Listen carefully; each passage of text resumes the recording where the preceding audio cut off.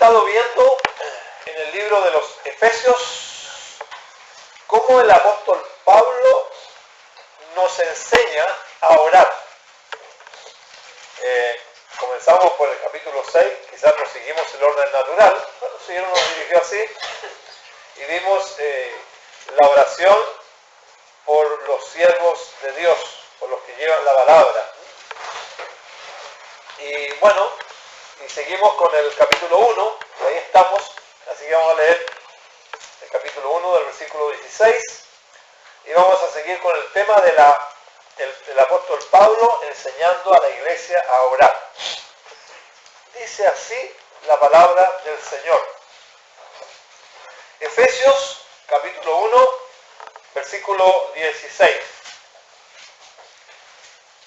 No ceso de dar gracias por vosotros, haciendo mención de vosotros en mis oraciones, para que el Dios y Padre de nuestro Señor Jesucristo, el Padre de gloria, os dé espíritu de sabiduría y de revelación en el conocimiento de Él, alumbrando los ojos del vuestro entendimiento, para que sepáis cuál es la esperanza a la cual Él os ha llamado, y cuáles las riquezas de la gloria de su herencia en los santos, y cuál la supereminente grandeza de su poder, para con nosotros los que esperamos, pero nosotros los que creemos, según la operación del poder de su fuerza. Bien, vamos a hacer un pequeño resumen. Estuvimos viendo el jueves pasado acerca de esta oración. Es una oración que realmente es de mucho peso. Y si los hermanos oraran los unos por los otros esta oración con fe, como es la voluntad de Dios que la oremos, realmente la iglesia crecería mucho en la parte espiritual. Hemos dicho que no está mal que oremos por los enfermos, porque están resfriados, oren por mí que tengo alergia. Yo sé que el Señor me puede mejorar, y puede mejorar a cualquiera, y si Él permite que estemos enfermos también tiene propósitos para ello, ¿ya? Pero, como decíamos, la oración es preeminentemente espiritual. Y además de sanarnos del resfriado y de los pies, no lo digo para que no oren por estas cosas, pero también el Señor espera oír de nosotros oraciones de peso espiritual, ¿ya? Y la oración que hemos estado viendo la tuvimos que dividir porque el tema nos quedó un poco profundo. Yo personalmente pensé que para yo poder aprender a orar de esa forma, tengo que primero en mi vida tener algo de esto. Y tengo que entender, porque es una oración demasiado profunda. Tengo que comprenderla. Así que la hemos estado analizando. El jueves pasado vimos esta parte, dice que para que Dios nos dé en primer lugar espíritu de sabiduría y de revelación en el conocimiento de Él, ¿ya? Nos quedamos un poquito en la parte de la sabiduría. Dijimos que la sabiduría es la parte práctica de lo que hemos aprendido. Cuando nosotros practicamos con el poder de Dios lo que tenemos, cuando no somos oidores olvidadizos, ¿ya? Y bueno, es un espíritu de sabiduría y un espíritu de inteligencia que nos hace comprender en toda su magnitud las cosas de Dios. Y dice, de inteligencia y revelación, dice, en el conocimiento de Él. Una de las cosas importantes realmente para el pueblo de Dios es que el pueblo de Dios conozca más de Jesucristo a través de la revelación de su palabra y con el Espíritu de Dios trabajando en nosotros. Esas son las cosas muy importantes. Eso es lo que nos da crecimiento, ¿ya? Y el crecimiento es cuando nosotros comenzamos a saber más cosas de Cristo, lo cual nos da la mente que Cristo tiene. En otras palabras, nuestra mente es, por decirlo así, es una mente mixta. Hablando en el lenguaje de los computadores, tiene dos software, ¿ya? Uno, el antiguo, con todos los conocimientos que traíamos, que esos van a tener que ir saliendo. Y el otro es el nuevo software, o sea, los nuevos conocimientos que Dios nos está dando a través de su palabra y que en el Espíritu Santo los fija en nosotros para que de esa forma Cristo, el Señor, sea formado entre nosotros, sea dentro de nosotros. Y comenzamos a crecer, y crecer no es otra cosa que comencemos a parecernos más al Señor. Primeramente que comencemos a pensar como el Señor.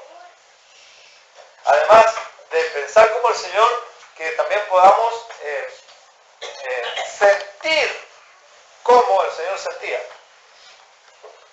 Y además reflejar el carácter que el Señor Jesucristo tenía. Por eso que el apóstol Pablo, y eso nos ocupamos el jueves pasado, oraba a Dios para que nosotros tuviéramos un espíritu de sabiduría, inteligencia espiritual, ¿ya? Y de revelación en el conocimiento del Señor Jesucristo. Podemos decir que la esencia del conocimiento bíblico es el conocimiento de la persona de Cristo. Porque el conocimiento de la persona de Cristo nos transforma.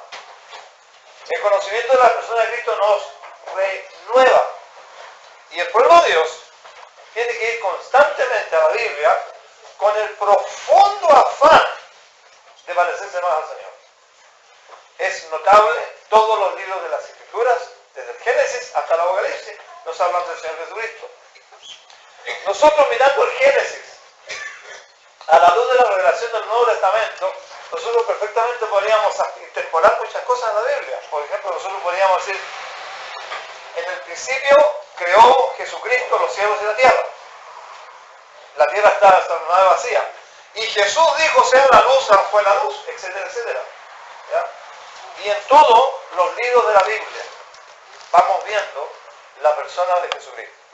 Así que esto que pide el apóstol Pablo, que nosotros oremos, primeramente orémoslo por nosotros. Señor, ayúdame a conocerte más. Señor, permite que esa porción del Espíritu Santo que tú me das cada día me lleve, por medio de tu palabra, al conocimiento de Él. Para que de esta forma, Señor, mi vida vaya siendo transformada, como dice en el libro de 2 de Corintios, capítulo 3, que mirando al Señor por medio de su palabra, al rostro descubierto, porque estamos en la presencia de Él, dice, somos transformados de gloria en gloria, como en la misma imagen del Señor, en la mera imagen de Jesucristo, somos transformados. Ahora ustedes me dirán, ¿es una oración digna de orar por los hermanos? Claro que sí. Yo pienso que los hermanos que enseñamos la palabra debemos tener siempre en mente, Señor, permite que este mensaje en alguna forma, sea un conocimiento más de ti, pero no en una forma mental solamente, sino que tu Espíritu Santo deje huellas y rasgos profundos del conocimiento de la persona del Señor Jesucristo. Es una gran oración. A mí me encantaría que oraran por mí eso. Y ustedes ven como estoy de la alergia, pero me gustaría que más que oraran por la alergia mía, oraran para que el Señor me dé ese espíritu de sabiduría. Y si el Señor les contesta, ustedes van a tener un predicador que se va a parecer un poquito más al Señor, porque mucha falta me hace parecerme más al Señor. ¿Bien? Bien. El versículo siguiente, versículo 18, dice: alumbrando los ojos de vuestro entendimiento, para que sepáis cuál es la esperanza a la que Él os ha llamado.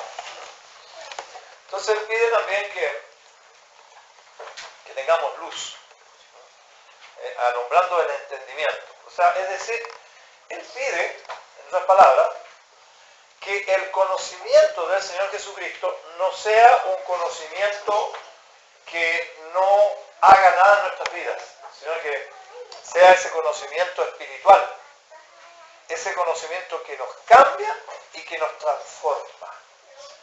Y una de las primeras transformaciones que debiéramos tener nosotros los cristianos es, por decirlo así, en palabras un poquito pedagógicas, es tener un cambio de esperanza.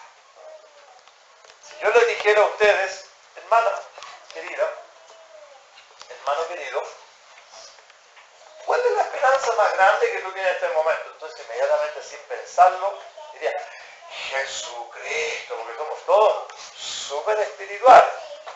Pero yo te diría: mira, pero quédate un poquito más tranquilito todavía y no me contestes intelectualmente. Porque ningún cristiano que tenga más de 2 dedos de frente jamás, nunca va a decir que su esperanza no es Jesucristo. ¿Ya? Pero la pregunta mía es: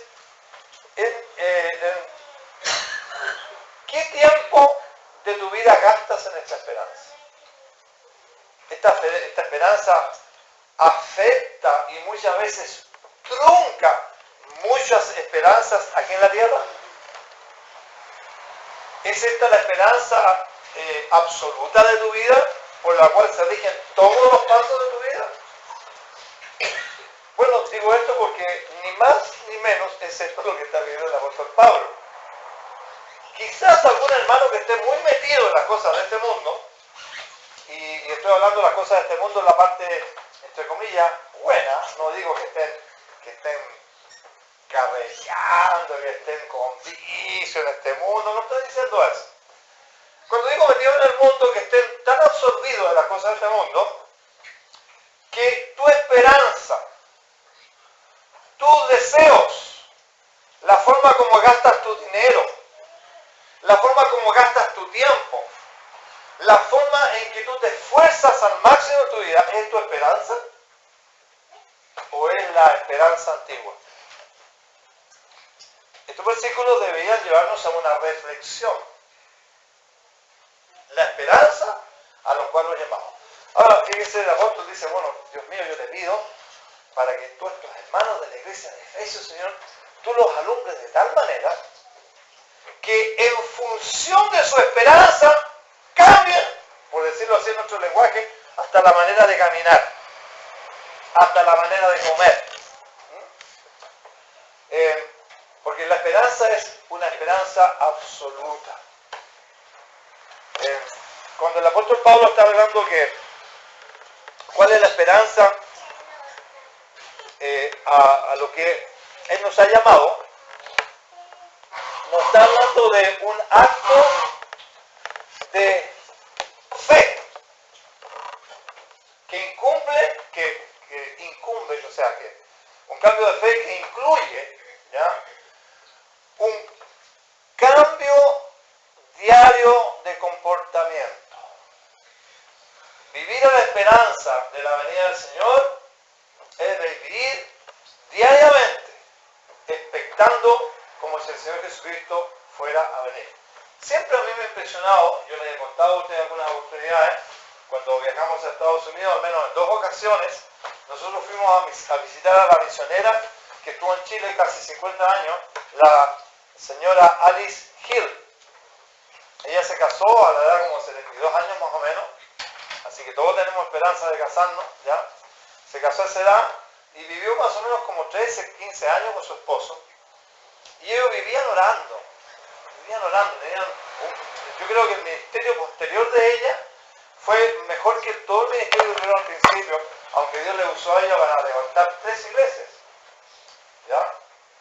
Y cuando uno llegaba a su casa, uno desde una colina veía un letrero abajo que decía May thee today. Y quiere decir, en buen español, ojalá sea hoy. Ahora, ¿había necesidad que le pusiera más para un buen entendedor? Ojalá fuera hoy qué. Bueno, que se cumpla la esperanza.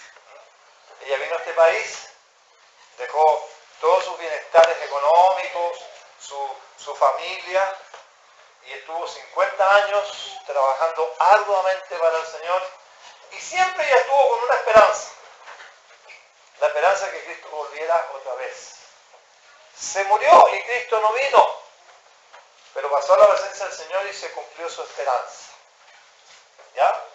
Ahora, quisiera en primer lugar invitarles a leer en 2 de Corintios, pero antes de 2 de Corintios quisiera decirles un poquito lo que significa esperanza.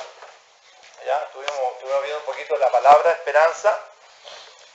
La palabra esperanza es la palabra elpis, que viene de la raíz elpa, y que significa esperar con placer.